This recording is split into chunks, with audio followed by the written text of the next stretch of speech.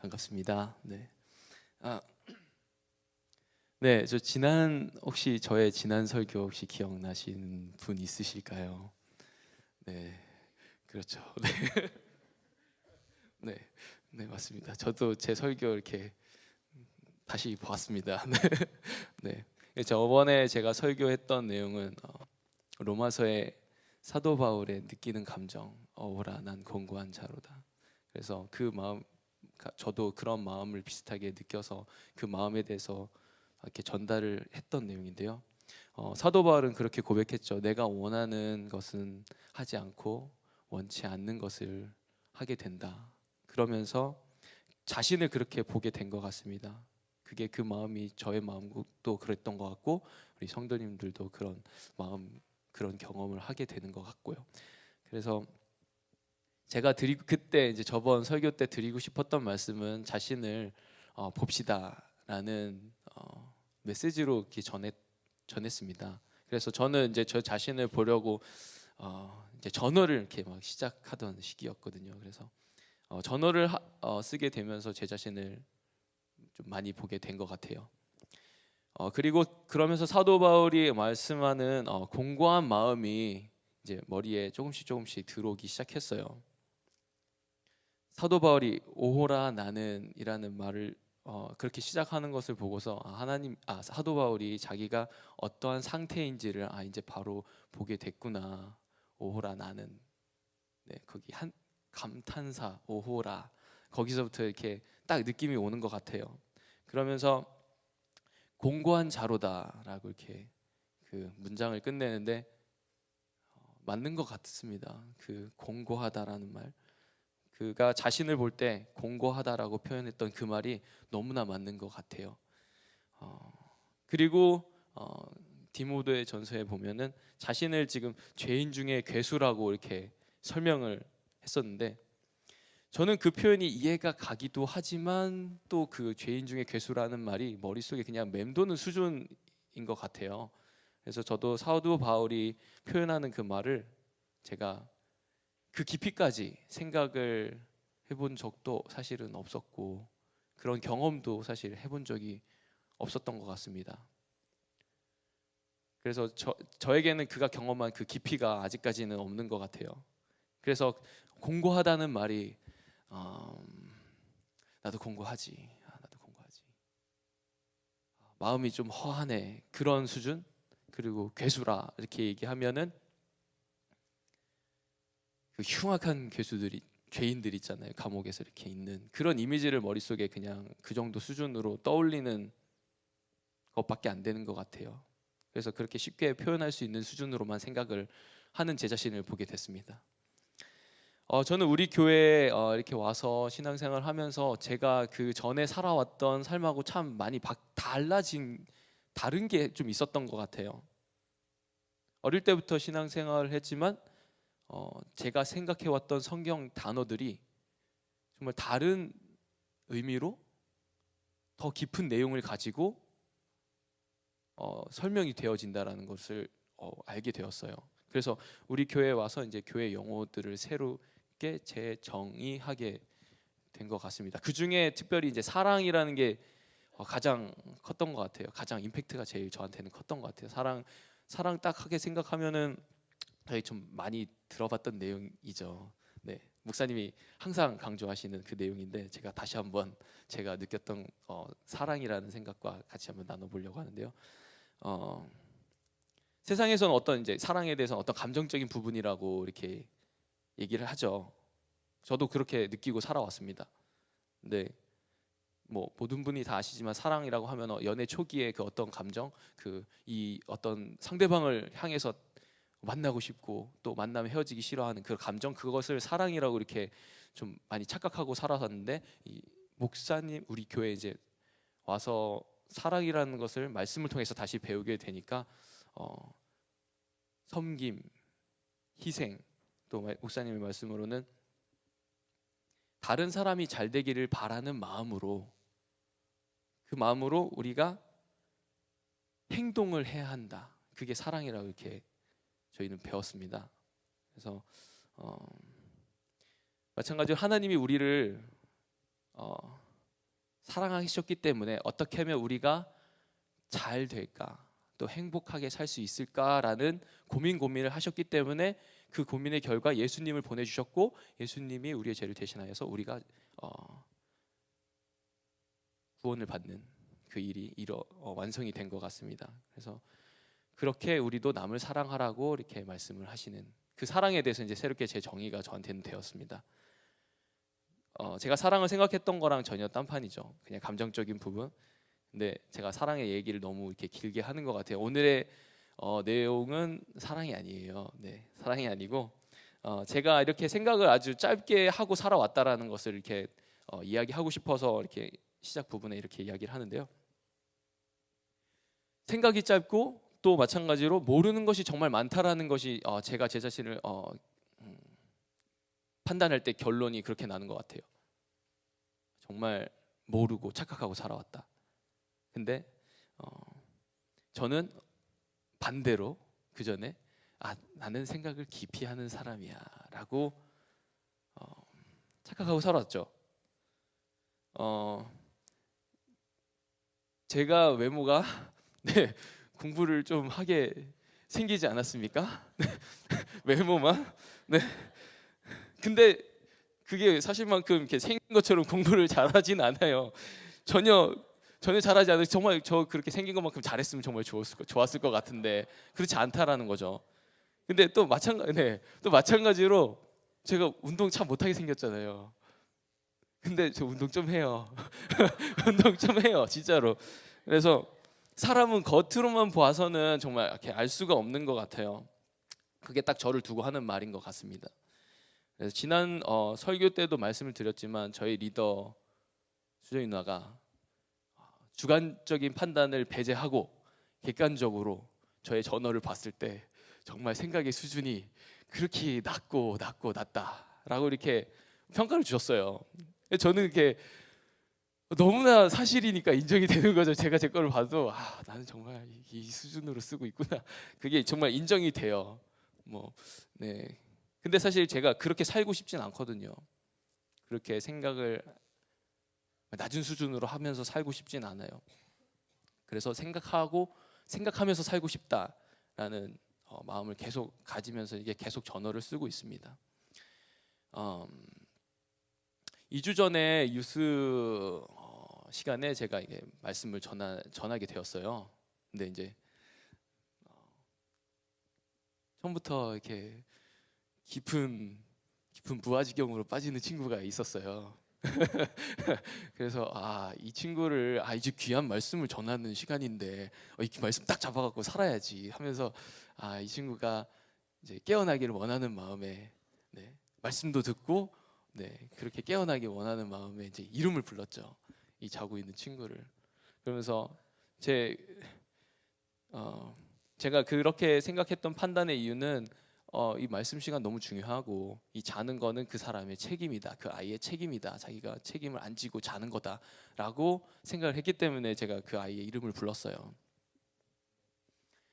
설교가 끝나고 제 마음에 엄청난 찔림이 있는 거예요. 왜냐하면 제가 우리 목사님 말씀하실 때 졸았던 그 수많은 날들 있잖아요. 그 수많은 날들이 다 이렇게 들어오는 거예요. 그래서 제가 그 생각을 하니까 정말 입을 완전히 꼬매버려야 되는, 제가 그 이름을 불렀다라는 것 자체가 너무나 부끄러운 거죠. 그리고 한 가지 더는 그 책임을 그 아이한테 넘겼다라는 거. 저한테는 책임이 없고. 그래서 아주 제가 참 죄된 그 본성대로 그렇게 행동을 했던 것 같아요. 그래서 이 망치로 2대를 연타로 딱딱 맞은 것 같았습니다. 근데 저도 제가 알아요. 제가 말을 참 졸리게 하는 그런 사람이라는 게 인정합니다. 정말 인정합니다. 근데 제가 그거를 보고서 저는 이제 생각을 참 안 하는 사람이구나라고 이렇게 또 연결이 됐던 것 같아요. 왜냐하면은 목사님이 제가 이제 설교를 시작하게 되면서 저한테 이렇게 조언을 해주신 부분이 있는데, 성도님도 졸게 하지 말아라라는 거였어요. 네. 목사님이 저의 성격을 아셨을 수도 있고, 원래 설교할 때 그렇게 하는 거일 수도 있고, 네, 그런데 저한테는 그렇게 조언을 해주셨어요.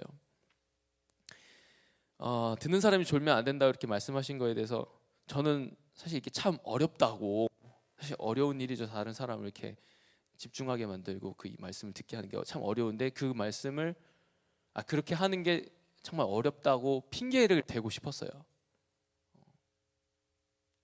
사실 핑계가 팩트예요. 제가 그게 어려운 일이니까 저한테. 그래서 어떻게 하면은 귀한 말씀을 모두가 의식을 가지고 잘 들을 수 있을까라는 고민을 했어야 됐는데, 제가 그게 싫었던 거죠. 왜냐하면 그것까지 생각하는 게 너무나 힘들고 피하고 싶었던, 옆으로 치우고 싶었던 그런 생각들이었던 것 같아요. 이런 생각들이 저한테는 노동으로 느껴지고 힘들고, 그래서 좀 게으른 그 본성 그대로 액션이 나왔던 것 같습니다. 그래서 노력을 오늘 이제 해보려고 네, 오늘 최선을 다해 보겠습니다. 네, 그러면 이제 시작해 보겠습니다. 네, 시작해 보겠습니다. 네, 네, 제가 어떤 자세를 취해 보려고 하는데요. 이게 뭔지 한번 맞춰 보시겠습니까?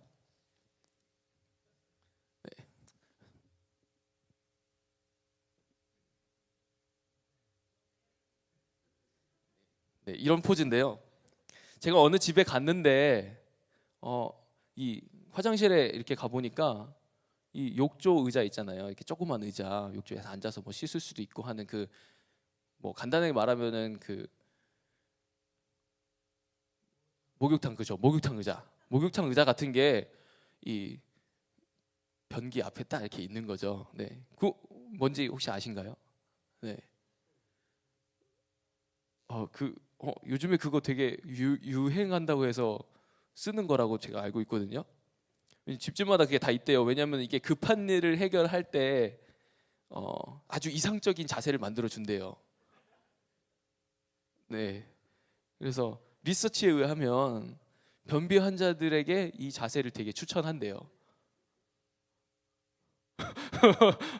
추천한대요. 네, 추천한대요. 그래서 음, 이 자세는 아까 말씀해 주신 것처럼 로댕에 생각하는 사람, 네, 맞습니다. 그래서 그 조각성을 보면 우리가 화장실에서 하는 그 행동과 되게 마치 되게 흡사하다라고 볼 수 있는데요. 무엇을 골똘하게 집중하는 거, 네, 그 자리에서 무언가를 골똘하게 집중하는 거, 좀 이렇게 제 표현이 좀 지나치죠. 네, 생각이 이렇게 들잖아요. 그래서 제가 그게 생각이 좀 박히기를 원해서 이렇게 네, 그림을 이렇게 던진 것 같습니다. 네, 재작년에 이세돌과 알파고가 세기의 바둑을 뒀죠. 그래서 사실 예전부터 사람과 컴퓨터가 체스를 하는 이벤트가 막 이렇게 있었어요. 그래서 옛날에 이제 20세기 1989년에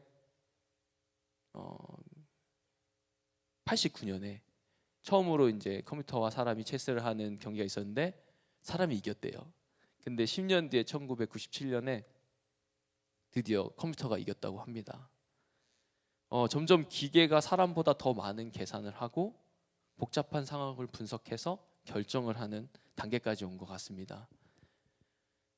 이 상황에서 제 친구, 컴퓨터를 전공한 친구가 재밌는 이야기를 해줬어요. 네, 재밌는 이야기가 제가 왜 기억이 나냐면은 목사님이 예전에 그 일용직으로 경험했던 그 사건들 저희가 많이 들어봤잖아요. 그리고 저도 호주에서 농장의 일용직으로 일을 해본 적이 있어요. 참 안 그렇게 생겼죠. 귀하게 컸을 것 같은데, 그죠? 네, 겉모습과 달라요. 네. 그래서 저도 호주 여행할 때 이렇게 로비에서 이렇게 기다리면서 제 이름이 불려지기를 되게 바랬죠. 좋은 쪽으로 이렇게 빠져서 일할 수 있기를. 네, 저도 이렇게 좀 비리비리했고 좀 잘 안 쓸모 없는 좀 사람에 속했던 것 같은데, 네, 그렇게 돈을 벌면서 이렇게 있었던 일용직 경험이 있어요. 그래서 하루 종일 태양볕 밑에서 가지 따고 호박 따고 양파 캐고 뭐 그렇게 했었어요. 그래서 그 이제 일용직에 대한 이미지가 이렇게 있었는데 그 이야기가 이렇습니다. 나중에 몇십 년이 지나면 컴퓨터가 사람을 대신해서 더 많은 일을 하게 될 거래요. 그래서 그 일용직 그 뭐라 그러나 뭐 우리가 알듯이 홈디포 앞에 사람들이 이렇게 있잖아요. 근데 어떤 오피스에 이제 이런 일용직 사람들이 이렇게 막 기다리고 있잖아요. 근데 그런 사람들한테 이런 질문을 한대요. 여기 컴퓨터 프로그래밍 할 줄 아는 사람? 여기 텍스트 보고 할 줄 아는 사람? 그 워낙 이제 컴퓨터가 이런 일들을 다 하니까 되게 잡일 있잖아요. 이거 저희 못하는 일이잖아요. 컴퓨터 프로그래밍 못하고 텍스트 보고 하는 거 잘 못하잖아요. 근데 컴퓨터는 그거를 너무나 더 월등하게 하니까 이거는 되게 잡일인 거예요. 네. 그래서 이런 거 할 줄 아는 사람들을 이렇게 부르는 일용직에서 그런 세상이 올 거라고 이렇게 얘기하는데 너무 웃긴 거예요. 처음에 너무 재밌었죠. 아, 이제 세상이 그렇게 되는구나 그랬는데 흠칫 되게 긴장감이 도는 거죠. 앞으로 내가 살 세상이 이렇다고 하면 저는 준비를 해야 되나? 뭐 그런 생각을 하게 됐어요. 그래서 정신을 바짝 차리고 있어야겠다라는 생각을 하게 됐습니다. 그래서 요즘에 제 자신을 보려고 안간힘을 쓰는데 계속 막히는 것들이 참 너무 많이 있어서 그렇게 묵상을 하던 가운데 이 내용을 가지고서 오늘 말씀을 나누면 참 좋겠다. 그래서 오늘 구절은 빌립보서 3장 7절에서 14절까지입니다. 네, 마찬가지로 제 사도 바울 내용을 전하기 위해서 이제 생각을 했던 구절인데요. 제가 한번 읽어보도록 하겠습니다. 주무시면 안 됩니다. 네. 그러나 무엇이든지 내게 유익하던 것을 내가 그리스도를 위하여 다 해로 여길 뿐더러 또한 모든 것을 해로 여김은 내 주 그리스도 예수를 아는 지식이 가장 고상하기 때문이라.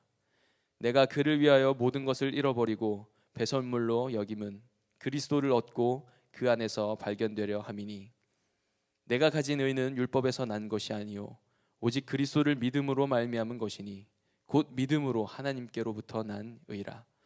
내가 그리스도와 그 부활의 권능과 그 고난에 참여함을 알고자 하여 그의 죽으심을 본받아 어떻게 해서든지 죽은 자 가운데서 부활에 이르려 하노니 내가 이미 얻었다 함도 아니요 온전히 이루었다 함도 아니라 오직 내가 그리스도 예수께 잡힌 바 된 그것을 잡으려고 달려가노라.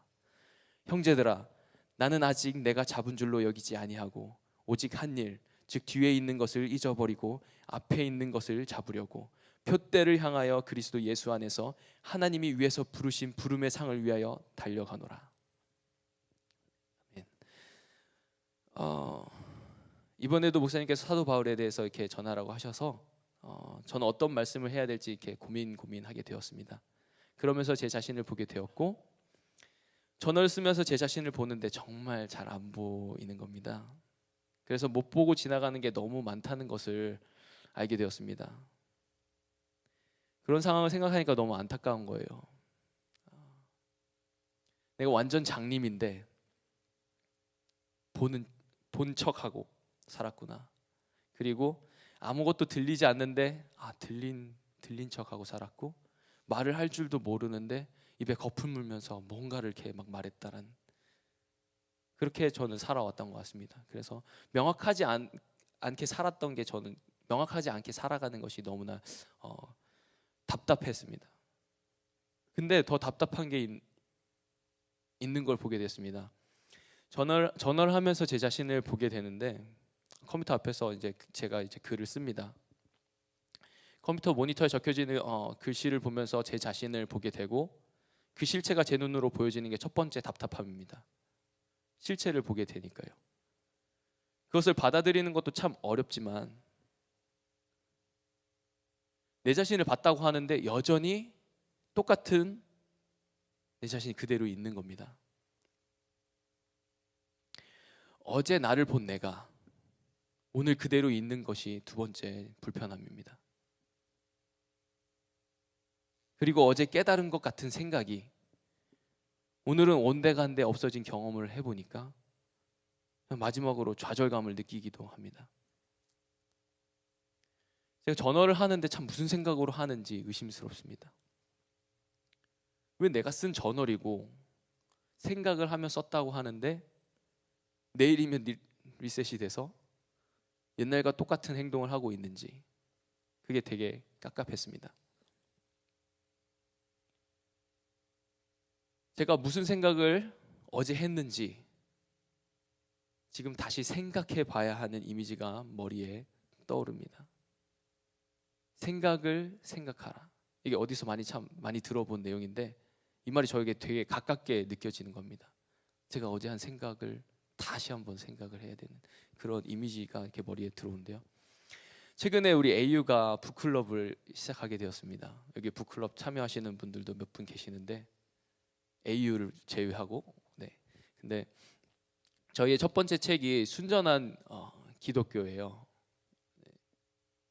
여기 계시는 리더분들 또 여러 성도님들 이렇게 순전한 기독교에 대해서 이렇게 접해본 경험들이 있으신 분들이 있을 겁니다. 저에게는 진짜 정말 어려운 책이었습니다. 특히 저로서는 이게 무슨 철학 책 마냥 이렇게 어렵고 멍한 상태에 빠져서 이게 무슨 말을 하는지 도무지 알 길이 없고, 분명히 한글로 쓰이잖아요. 저 영어로 본 거 아니에요. 영어를 절대 보지 않았습니다. 한글말로 분명히 써 있는데 분명히 한 글자 무슨 말인지 아는데 이 전체 문장이 뭔 말인지 모르는 이 영어를 독해하는 듯한 그 기분, 네, 그 기분을 막 느끼게 되더라고요. 이 영어 공부하고 있는 거 아닌데. 그래서 그렇게 답답한 경험을 했는데 그게 저의 책 읽는 수준이라는 게 결론으로 이렇게 났습니다. 저의 책 읽는 수준이 정말 바닥이라는 거죠. 또 저는 사람들과 대화할 때 상대방이 무슨 말을 하는지 이해를 못하고 딴소리를 해댑니다. 네. 책을 읽는 수준이 이렇게 바닥인데 이 대화하는 수준이 높을 수가 없잖아요. 왜냐하면 책은 다시 읽으면 되는데 대화는 훅 지나가니까 무슨 말인지 머리에 이게 들어오질 않고 이해가 안 된다라는 거죠. 그래서 더 바닥인 수준이라는 거예요. 그래서 전 다른 사람의 말귀를 잘 못 알아듣고 살아왔던 것 같아요. 이 상대방이 무슨 말을 하는지 그 의도를 생각해 보지 않고 그냥 말하세요. 듣겠습니다 하고 이렇게 가서 이렇게 나가는. 그래서 저의 언어 수준은 지하 100층이에요. 이게 제가 저 자신을 이렇게 뭐 자책하고 뭐 그렇게 하려고 하는 게 아니라 제가 어떤 상태인지 분명하게 파악하고 인정해야지 거기서부터 바른 방향으로 갈 수 있다고 생각했기 때문에 제 자신을 지하 100층이라고 판단을 했습니다.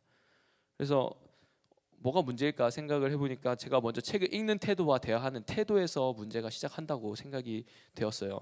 책을 읽는 이유는 저한테는 읽어야 되니까 읽어야 되니까.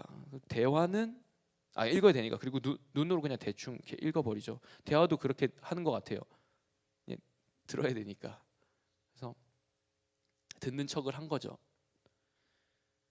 우리가 책을 읽고 대화를 하는 것은 작가나 상대방의 그 의도, 말하라고 하는 그 의도를 이해하기 위함이잖아요. 근데 저는 그렇게 안 했죠.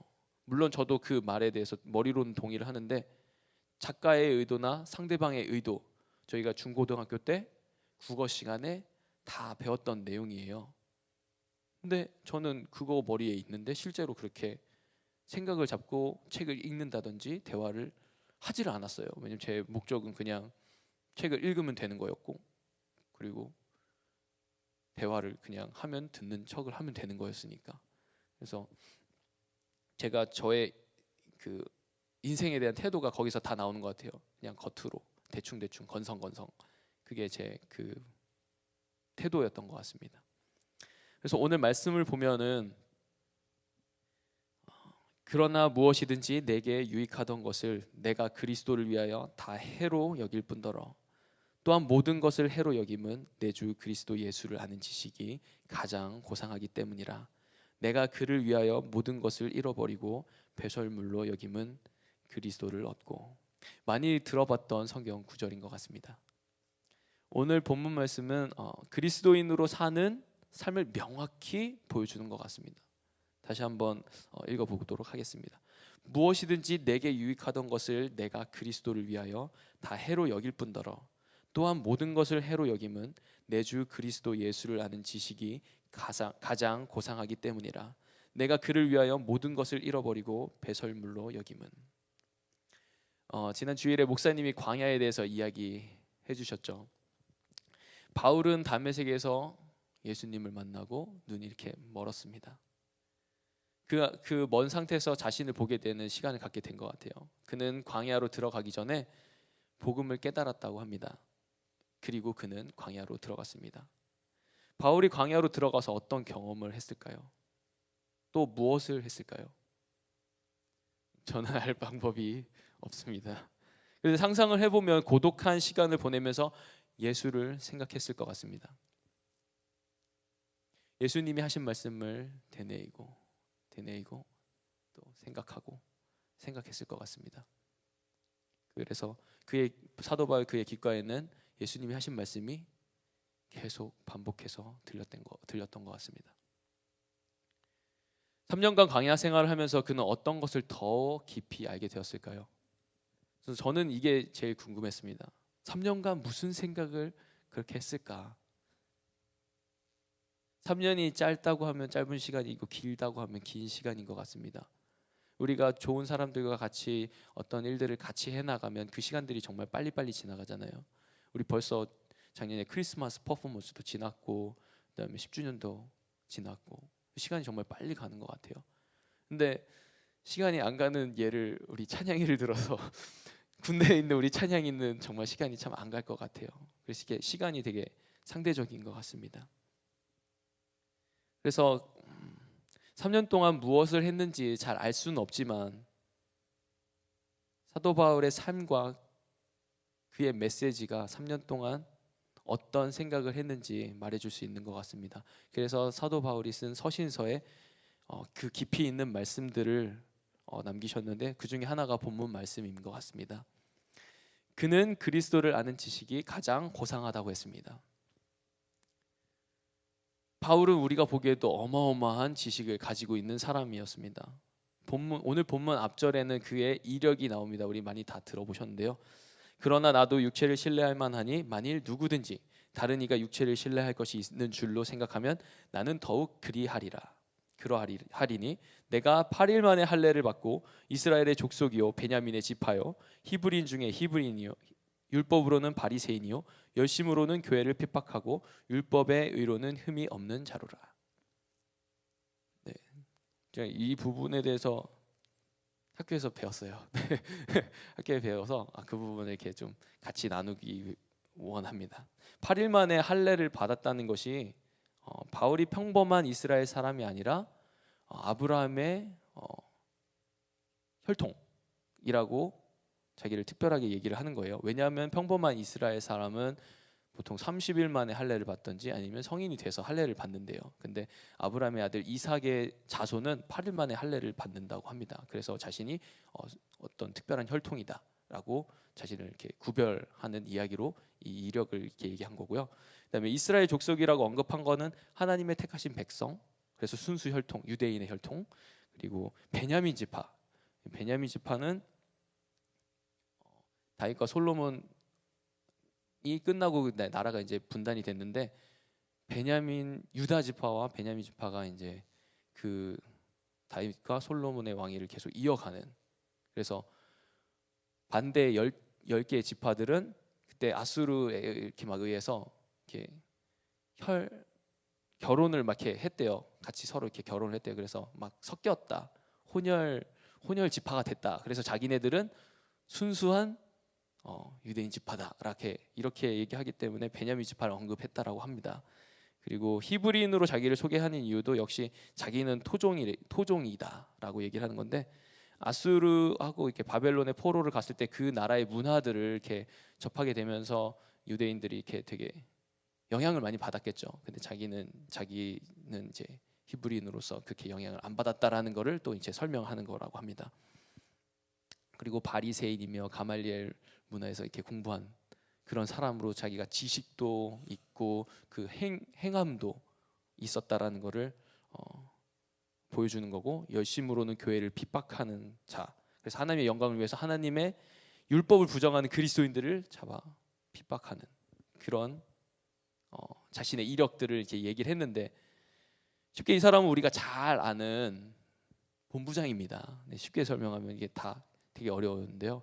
본부장이라고 생각하면 돼요. 왜냐면 이 사람 하버드 박사에 키 크고 잘생기고 또 봉사활동 엄청나게 해서 대통령상 받은 그런 사람이라고 생각하면 딱 좋을 것 같아요. 더 했을 수도 있죠. 네, 되게 어마어마했던, 세상 눈으로 봤을 땐. 그래서 그런 사람이 하는 말이 그리스도 예수를 아는 지식이 가장 고상하다고 하면 생각을 해봐야 될 것 같습니다. 저 같은 사람 많이 배우지도 않았고 그렇다고 봉사활동을 이렇게 많이 하지도 않았는데, 제가 교회에 들어와서 뭐 예수님을 이제 조금 알고 그다음에 봉사를 이렇게 조금 하는데 예수님 정말 대단하다라는 그 마음과 생각이 막 이렇게 들어오죠. 저는 이제 그 정도 수준인 거예요. 예수님 대단하시다. 네, 그 정도 수준에서 예수님을 보는 것 같습니다. 그만큼만 예수님을 아는 것 같고요. 바울은 지식적으로 최정상에도 도달해봤고 율법을 지키기 위해 행위로 끝까지도 가본 사람입니다. 그런 그가 예수를 아는 지식이 가장 고상하다고 했으면, 제가 예수님을 아는 그 수준과 사도 바울이 예수님을 아는 그 수준과는 달라도 뭐가 크게 차원이 다를 것 같습니다. 그래서 바울은 무엇을 경험했길래 예수님을 아는 지식이 고상하다고 했을까요? 저는 확실히는 잘 모르지만 사도 바울이 예수를 아주 깊이 생각하지 않았으면 자신의 이전의 삶에서 했던 모든 것들과 비교해 봤을 때 예수님을 아는 지식이 고상하다고 표현을 하지 못했을 것 같다고 생각합니다. 주일에 목사님이 사도 바울이 전한 복음이 간단하다고 하셨습니다. 네. 예수 그리스도께서 나의 죄로 죽으시고 사흘 만에 부활하셔서 지금도 살아계셔서 나의 주님이 되십니다. 우리 그리스도인으로서 이렇게 네 가지 도그마라고 이렇게 저희가 배웠었는데요. 제가 이거 되게 그냥 눈으로 읽거나 읽어버리면 되게 간단한 뭐 네 가지 단어, 네 가지 어구 뭐 이렇게 얘기를 할 수 있지만, 사도 바울은 이 내용으로 인해서 자기의 인생이 정말 흔들렸던 것 같습니다. 송두리째 흔들렸던 것 같습니다. 그래서 그것을 깊이 묵상하며 광야의 시간을 보낸 것 같습니다. 예수를 더욱 깊이 알기 위해, 더욱 그를 생각하기 위해 광야의 시간을 가진 것 같기도 합니다.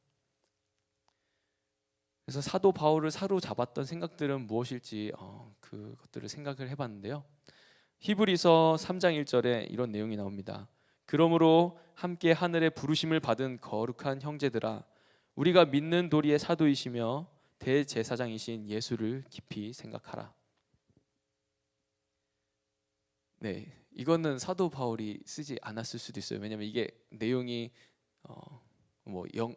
신학을 공부하시는 분들, 신학자들이 이거는 사도 바울이 썼을 수도 있지만 사도 바울의 영향을 받은 제자들이나 아니면 다른 사도들로 인해서 영향을 받은 제자들이 썼을 수도 있다라고 이렇게 명확하게 사도 바울이 썼다라고 하지 않은 책 중인데, 그래도 그때 예수님을 따라가던 제자들이 어떤 생각을 가지고 있었는지를 이렇게 나타내는 말이었던 것 같아요. 그래서 부르심을 다시 한번 이렇게 제가 읽어드리면, 부르심을 받은 거룩한 형제들아, 우리가 믿는 도리의 사도이시며 대제사장이신 예수를 깊이 생각하라. 예수를 깊이 생각하라라고 이렇게 이야기를 하고 있습니다.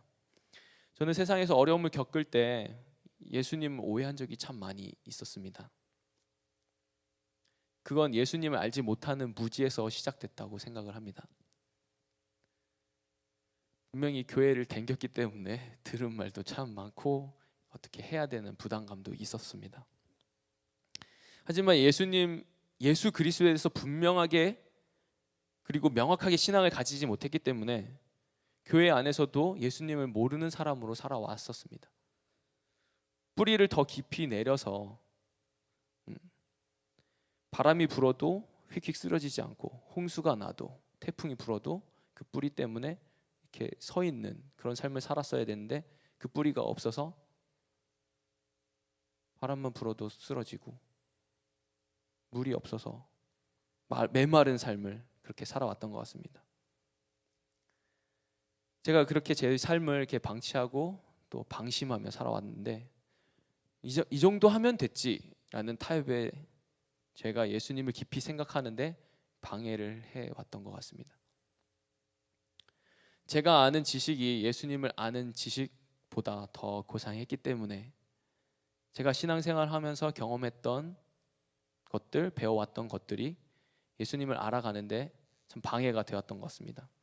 다시 말하면 제가 경험한 것과 배운 것들로 인해 제가 이미 많이 안다라고 착각을 하고 그로 인해서 예수를 더 알아가겠다라고 마음을 갖지 않았던 저의 태도가 문제였습니다. 저의 죄된 본성이 예수를 아는데 방해를 받은 것 같습니다. 그래서 제 자신 자체가 그 문제의 근원입니다. 그래서 제가 예수를 바로 알아야겠다라는 생각을 갖게 되었습니다. 그럼 예수님의 무엇을 알아야 할까요? 잠시 물 한 잔 마시겠습니다.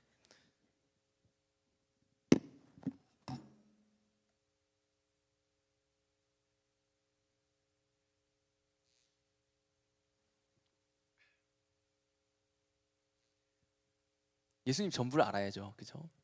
근데 지금 한 번에 다 알 수는 없으니까 다시 말씀을 보면 그리스도를 얻고 그 안에서 발견되려 함이니 내가 가진 의는 율법에서 난 것이 아니요 오직 그리스도를 믿음으로 말미암은 것이니 곧 믿음으로 하나님께로부터 난 의라. 내가 그리스도와 그 부활의 권능과 그 고난에 참여함을 알고자 하여 그의 죽으심을 본받아 어떻게 해서든지 죽은 자 가운데서 부활에 이르려 하노니. 그 안에서 발견되려 한다는 말씀을 보면 사도 바울 자신이 예수 안에서 자신이 발견되려고 한다고 하는 말씀인 것 같습니다. 자신의 존재가, 그 실체가 그리스도 안에서 드러난다라는 것을 인정하는 것 같습니다. 왜냐하면 바울은 율법을 지키려고 안간힘을 쓰던 사람이었습니다. 왜냐하면 의로워지기 위해서죠.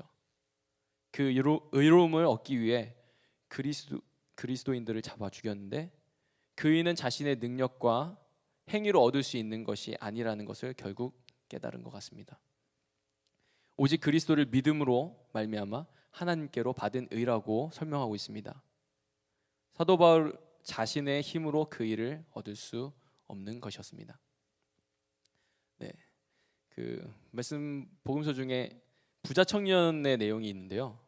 예수님께 와서 갈급한 마음을 가지고 물어봅니다.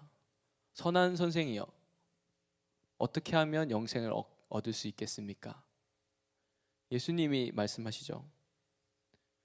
율법의 계명을 언급하십니다. 그런데 그 부자 청년은 어려서부터 이 계명을 다 지켰다라고 이렇게 얘기를 합니다. 아무래도 사도 바울이 그런 모습이었을 것 같습니다.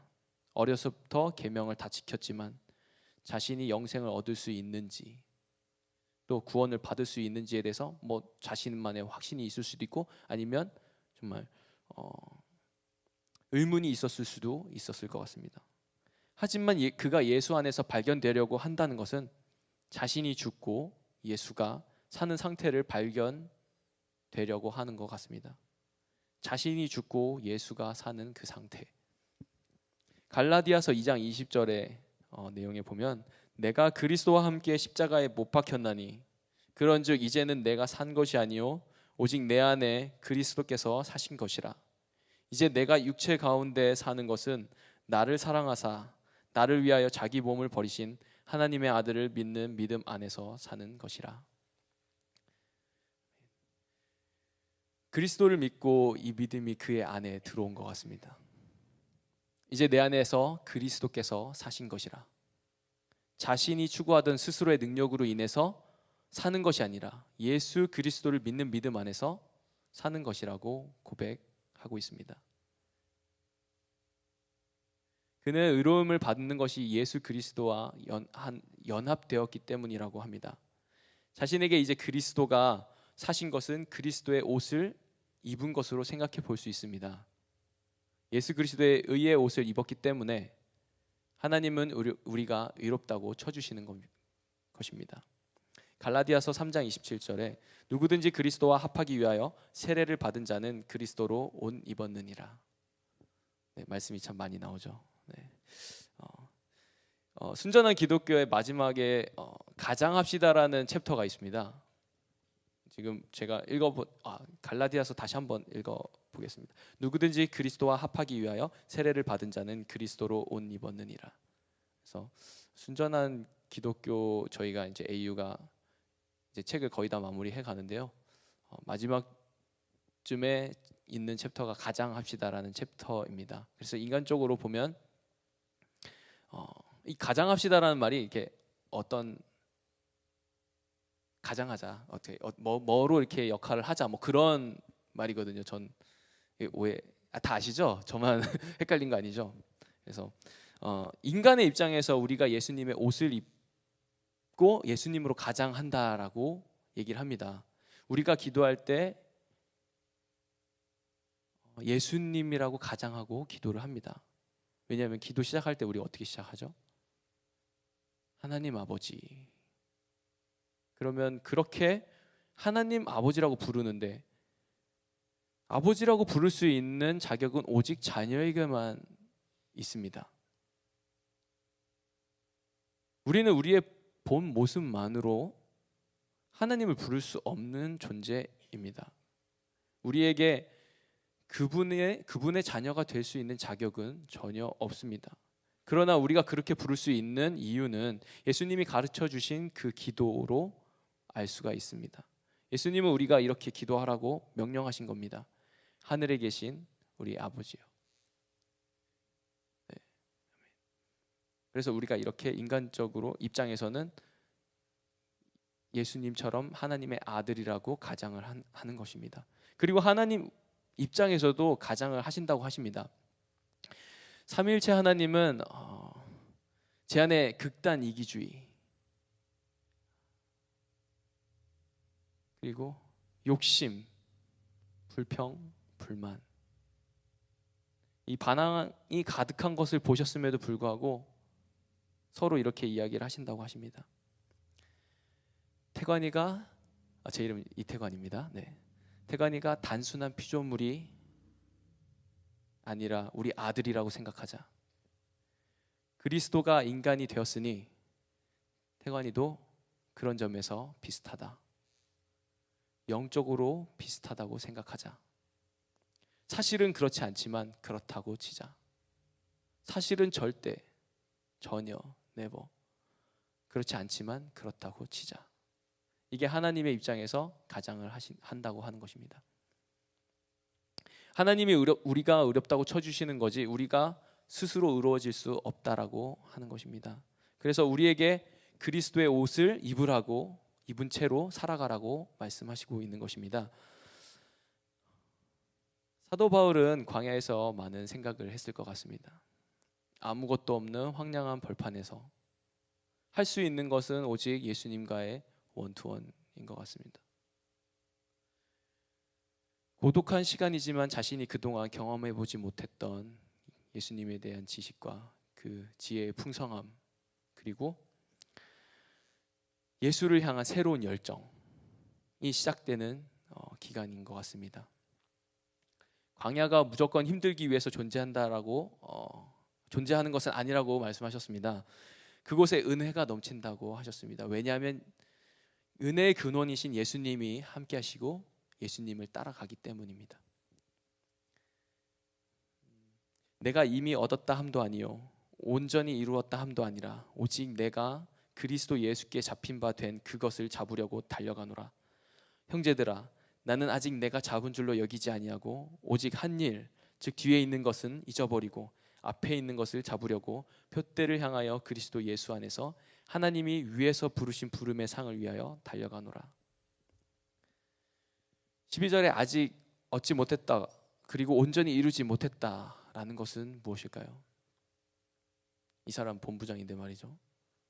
그건 앞서 말씀드렸던 예수 그리스도를 아는 지식이며 예수를 얻는 것, 그분 안에서 자신이 발견되려 하는 것, 그리고 주님과 함께 부활에 동참하는 것입니다.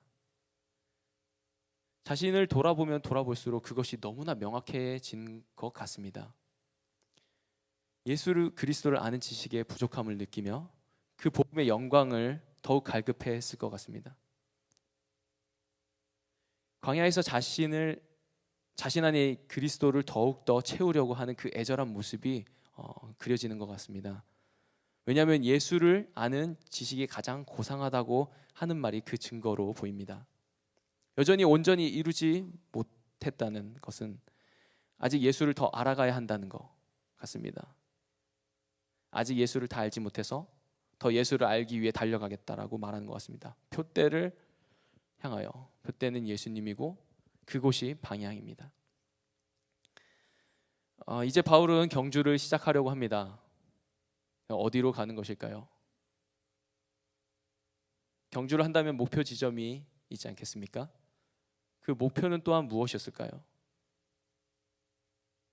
바울은 3번에 걸쳐서 선교 여행을 했다고 하는데 그게 그의 목적이었을까요? 그래서 선교를 열심히 해서 상을 받으려고 하는 것이었을까요? 예수를 아는 것이 이 경주를 시작한 그의 이유이고 목적인 것 같습니다. 그는 달려간다고 했습니다. 그냥 간다고 하는 것이 아니라 달려간다. 표대를 향해서 달려간다. 이제 고독한 광야를 지나서 달려가려고 하는 그 모습이 보입니다. 그리고 표대가 보이고 그곳만 보이는 것 같습니다. 제가 오늘 전하고 싶은 말씀은 예수를 아는 지식이 가장 고상하다는 것이고 우리의 삶의 방향을 예수님으로 정하는 것입니다. 우리가 무엇을 알아야 하는지 생각해 보기를 원합니다.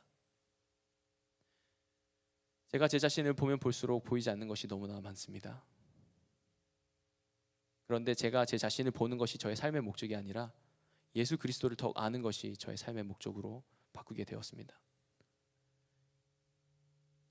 예수님을 더욱 알기 위해서 제 자신을 그분 안에서 발견되려 하다 보니 사실 저의 처절한 모습이 너무나 많이 보이게 되는 것 같습니다. 도무지 건짐을 받을 수 없는 존재, 그래서 의로움이 전혀 없는 존재, 쓰레기 더미에서 쓰레기처럼 살고 있는 이 처량한 존재를 그 어느 누구도 거들떠 보지 않는 그런 상황에서 예수 그리스도 그분이 오셔서 저의 손을 잡아주셨습니다.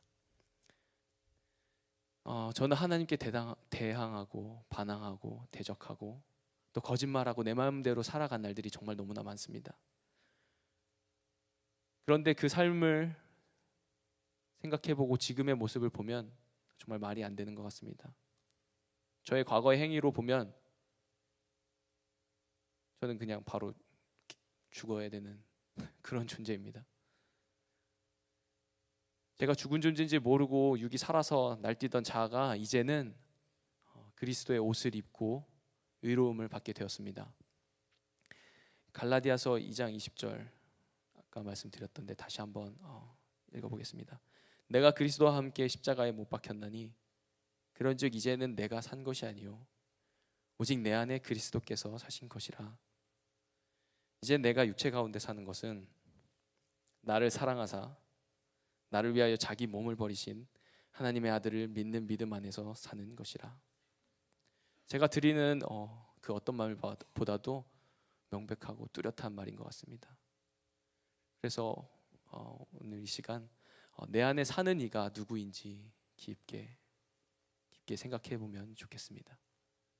기도하겠습니다. 하나님 아버지, 오늘 우리의 마음에 울리는 이 하나님의 말씀, 우리가 그 말씀을 깊게 붙잡을 수 있게 주님이 인도하여 주시옵소서. 아버지 하나님, 우리 말씀이 없으면 도저히 이 세상을 살아갈 수가 없는 그런 미약한 존재입니다. 아버지 하나님, 오늘 이 주신 말씀으로 인하여 예수 그리스도가 우리 인생의 전부이며 오직 예수 그리스도 그 표대를 향하여 갈 수 있는 우리 주님의 자녀들이 될 수 있게 하시옵시고 우리 정말 주님의 사랑받는 자녀들이 될 수 있도록 주님 인도하여 주옵소서. 아버지 하나님, 주님을 더욱더 알기를 원합니다. 알면 알수록 부족한 정말 주님을 더욱더 갈급하며 정말 이 삶을 오직 한 방향으로만 살아가기를 원합니다.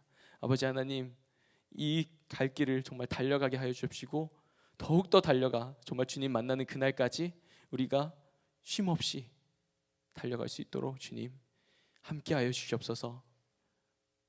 주님을 더욱더 생각하기를 원합니다.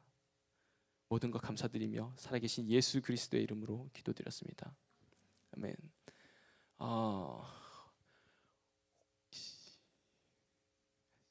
네, 제가 이 말씀을 준비하면서요.